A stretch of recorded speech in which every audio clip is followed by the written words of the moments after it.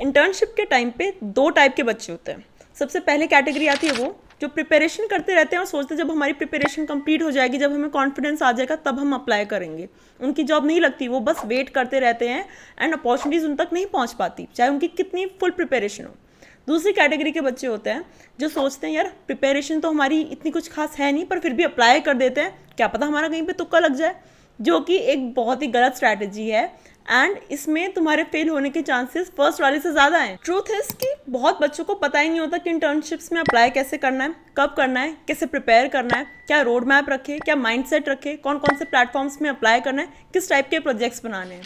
ये सारी चीज़ें इस वीडियो में तुम्हें क्लियर हो जाएगी। अब तुम्हारे ऊपर है तुम्हें अगली समर्स में बैठ के इंटर्नशिप करनी है या फिर बैठ के कोई डिज्नी, हॉटस्टार, नेटफ्लिक्स पे जाके अपना मस्त कोई चीज़ देखनी है और कोई इंटर्नशिप वगैरह की कोई टेंशन ही लेनी, ये तुम्हारे ऊपर है। According to Internshala survey, only 1 in 10 students actually land a paid internship. बहुत बच्चे अनपेड भी कर रहे हैं। सो हमारे लिए राइट स्ट्रैटेजी को ढूंढना, उसको फाइनलाइज करना, उसमें प्रिपेयर करना इज़ वेरी इंपॉर्टेंट। सबसे पहली और सबसे ज़्यादा इंपॉर्टेंट चीज़, अपने स्किल्स पे ध्यान करो, उन्हें बिल्ड करो। अब ये देखो, कोई भी कंपनी है वो ये तो नहीं चाहेगी ना भाई ठीक है अगर किसी के पास 10 सर्टिफिकेट्स है उसको हायर कर लो, अच्छा किसी के पास 12 है तो उसको हायर कर लो। नहीं, इंटरव्यू के टाइम पे जो भी बच्चा उनके दिए हुए क्वेश्चंस को सॉल्व कर सकता है, उन्हें आंसर कर सकता है, वो बच्चा आगे सेलेक्ट होगा। तो इसलिए वहाँ पे तुम्हारे सर्टिफिकेट्स काम नहीं आएंगे, वहाँ पे तुम्हारा स्किल, तुम्हारी नॉलेज वो तुम्हें हेल्प करेगी। प्रिपरेशन के लिए तुम्हें 3-4 चीज़ें ही करनी है बस। डीएसए के बेसिक्स करने हैं, ठीक है, कंप्यूटर फंडामेंटल्स पढ़ने हैं और अपना जो भी प्रोजेक्ट बनाया उसके बारे में, उस टेक स्टैक के बारे में तुम्हें नॉलेज होनी चाहिए। वो प्रोजेक्ट कैसे काम कर रहा है तुम्हें नॉलेज होनी चाहिए, बस यही चाहिए इंटर्नशिप में। और ज़्यादा एक्सपेक्टेशंस नहीं होती इंटर्न से। कभी भी ये मत सोचना कि यार मेरे को बस सर्टिफिकेट चाहिए, किसी तरीके से सर्टिफिकेट मिल जाए तभी मेरी लाइफ सेट हो जाएगी इंटर्नशिप के लिए। नहीं, स्किल्स को बिल्ड करो। रिक्रूटर को चाहिए वो बंदा जिसके पास एग्जाम्पल है उसके काम के। उनको सर्टिफिकेट कलेक्टर नहीं चाहिए कोई, उनको वो चाहिए जिसके पास अपने काम का कोई प्रूफ हो। गिटहब पे अपने प्रोजेक्ट्स को डालो, क्योंकि वो चाहते हैं कोई ऐसे ही पर्सन आए, कोई ऐसे इंटर्न आए जो डे 1 से कंट्रीब्यूट करना स्टार्ट करे। सेकेंड थिंग जो तुम कर सकते हो अपनी विजिबिलिटी के लिए, वो है नेटवर्किंग। नेटवर्किंग बहुत ज़्यादा इंपॉर्टेंट स्किल है इंटर्नशिप्स के टाइम पे एंड प्लेसमेंट्स के भी टाइम पे। अब मान लेते हैं कैसे नेटवर्क करोगे। अब मान लेते हैं एप्पल में मुझे इंटर्नशिप करनी है और मेरे पास स्किल्स हैं, सब कुछ है, बट मुझे पता नहीं कि मैं कैसे रीच आउट करूँ, कैसे रेफरल लूँ, किससे मांगूँ, कोई मेरी कनेक्शन रिक्वेस्ट को एक्सेप्ट नहीं कर रहा है, तो मैं क्या करूँ। तो सबसे पहले तुम क्या कर सकते हो, उस पर्सन ने जो भी पोस्ट डाल रखे तुम उसमें जाके कमेंट्स कर सकते हो कि hi I am also looking for a referral on ये वो, एंड तुम उसमें अपना रेज्यूमे डाल सकते हो। एक चीज़ जो बिल्कुल मत करना कि जब भी तुम किसी को मैसेज भेज रहे हो सिर्फ hi, hello, hi, I need your help, ऐसे सिंगल से जो टेक्स्ट होते हैं ना वो चीज़ें मत भेजो। बिल्कुल देखते ही इग्नोर हो जाती हैं वो चीज़ें। अगर तुम किसी की अटेंशन ग्रैब कर रहे हो तो तुम सीधा ये क्यों नहीं लिख रहे हो कि रेफरल नीडेड, कि उस पर्सन को पता हो भाई इस पर्सन को रेफरल चाहिए। तुम सिर्फ हाय भेज के कैसे एक्सपेक्ट कर सकते हो?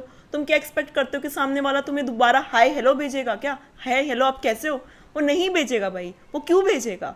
इसलिए तुम अपना मैसेज बहुत क्रिस्प तरीके से लिखो कि रेफरल नीडेड अपनी हेडिंग में, एंड फिर लिखो कि hi my name is this, these are my skill set, ये रहा मेरा रेज्यूमे, मुझे इस जॉब आईडी के लिए रेफरल चाहिए। उसमें तुम्हारे विजिबिलिटी के चांसेस ज़्यादा हैं एज़ कम्पेयर टू बस हाय हेलो भेज के। मुझे नहीं पता कोई अगर हाय हेलो का भी रिप्लाई करके तुम्हें रेफरल दे रहा है, but this thing doesn't work. हमेशा पूरा टेक्स्ट मैसेज अच्छे से ड्राफ्ट करके उनको भेजो। Before moving forward let me share with you कि अगर आप MCA करना चाहते हो एंड उसके लिए निमसेट देना चाहते हो, निमसेट इज़ एन एग्जाम जिससे आप टॉप की NITs में एडमिशन ले सकते हो। 25,000 स्टूडेंट्स हर साल इसमें अपीयर होते हैं।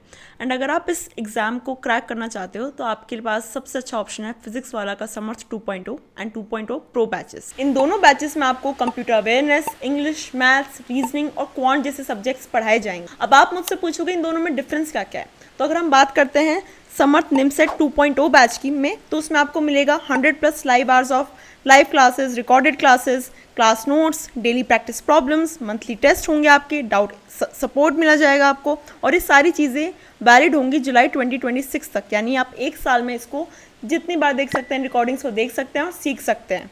अब बात करते हैं समर्थ निमसेट प्रो 2026 बैच की, जिसमें आपको ऊपर की दी हुई जितने भी पर्क्स हैं वो सब मिलेंगे ही, साथ के साथ आपको मिलेगा mentorship sessions, full length test series और बहुत सारे एडवांस्ड कंटेंट।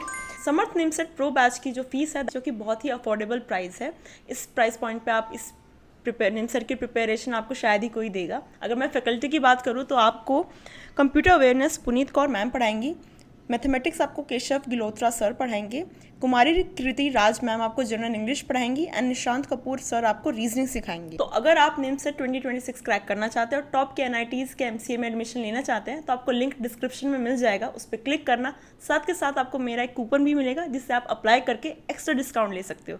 सो आप किस चीज़ का वेट कर रहे हो, नीचे लिंक में जाकर अपने आप को रजिस्टर करो इस प्रोग्राम में। Third point is focus on building micro projects instead of just collecting certificates. इस चीज़ के ऊपर हम बात कर भी चुके हैं, बट मैं फिर से बोलना चाहूँगी कि अगर तुम लिखते हो कि I have completed Python course, और अगर तुम लिखोगे स्पॉटिफाई रिकमेंडेशन का मैंने सिस्टम बनाया फॉर प्ले लिस्ट, खुद सोचो क्या चीज़ स्टैंड आउट कर रही है, स्पॉटिफाई का रिकमेंडेशन सिस्टम ही ना।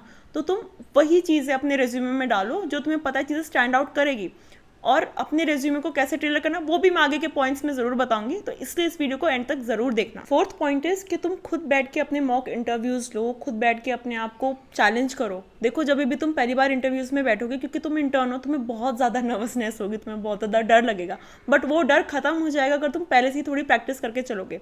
इंटरव्यूज़ में से नर्वसनेस को नहीं हटा सकते, बट तुम एक वेल प्रिपेयर्ड होकर इंटरव्यूज़ में जा सकते हो। तुम्हारे ये पहले कुछ इंटरव्यूज़ होंगे एंड उसमें मैं नहीं चाहती कि तुम अंडर कॉन्फिडेंट होकर जाओ, तुम अपने थॉट प्रोसेस समझाना ना आए, तो इसलिए मिरर को देख के खुद से बात करना सीखो, अपने प्रॉब्लम को एक्सप्लेन करना सीखो। कोई भी क्वेश्चन है उसको बोल बोल के सॉल्व करो, अपने पूरे थॉट प्रोसेस को ढंग से बिना अपना टेम्परामेंट लूज करे इंटरव्यूअर को समझाने की प्रैक्टिस करो। फिफ्थ पॉइंट इज दैट तुम कौन से प्लेटफॉर्म पे अप्लाई कर रहे हो।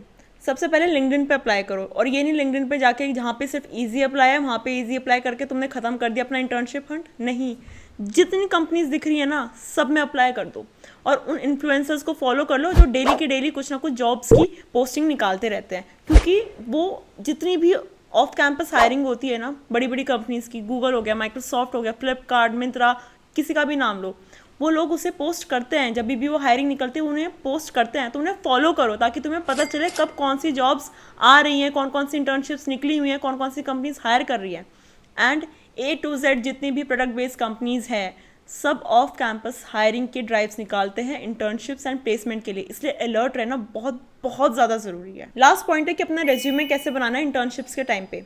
देखो सबसे ज़्यादा इंपॉर्टेंट होते हैं कि तुम अपने रेज्यूमे को फॉर्मल बनाओ। ये ज़्यादा पिक्चर, ग्राफिक्स वगैरह सारी चीज़ें लगा के कोई फ़ायदा नहीं है, क्योंकि ATS हमारा जो होता है वो इन सब चीज़ों को नहीं कैच करता। इनफैक्ट ये तुम्हारे रेज्यूमे को और अनरीडेबल बना देता है, जिससे कि ATS स्कोर तुम्हारा गिर जाएगा।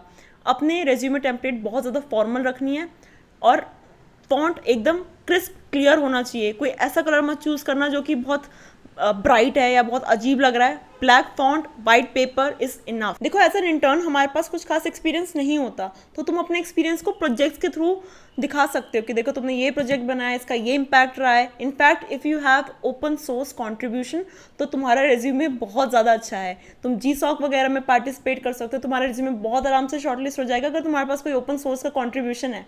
ये सारी चीज़ें अपने रेज्यूमे में इनफ होती है इंटर्नशिप को क्रैक करने की। अगर तुमने इस वीडियो को यहाँ तक देखा है तो इससे मुझे ये पता चलता है कि तुम्हें अगले समर्स में नेटफ्लिक्स और चिल नहीं करना है, तुम्हें प्रॉपर इंटर्नशिप करनी है। तो इसलिए नीचे कमेंट ज़रूर करना है इंटर्नशिप रेडी। इससे मुझे ये पता चलता है कितने लोगों ने इस वीडियो को यहाँ तक देखा है, कितने लोगों ने इस पर रिस्पॉन्स किया है, और इस टाइप की आगे और किस टॉपिक्स पे हम कवर कर सकते हैं और कैसी वीडियोज़ बनानी है। ये सारी चीज़ें मुझे सिर्फ तुम्हारे कॉमेंट से ही पता चलती है। So guys, that's all for this video. See you guys in the next video. Till then, like, share and subscribe. Bye.